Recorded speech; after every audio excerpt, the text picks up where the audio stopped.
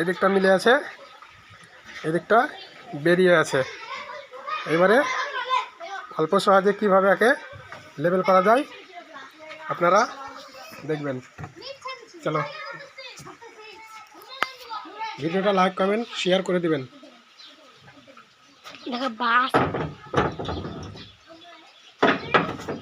আইসকে তুলে দিলাম, এইবারে এখানে একটা প্যাকিং লাগিয়ে দিলাম। প্যাকিংটা লাগিয়ে লাগলাম টাইট করতে,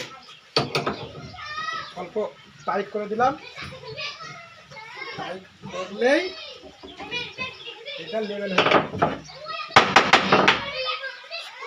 দেখিয়ে সুন্দর লেভেল হয়ে গেছে একদম। হ্যাঁ।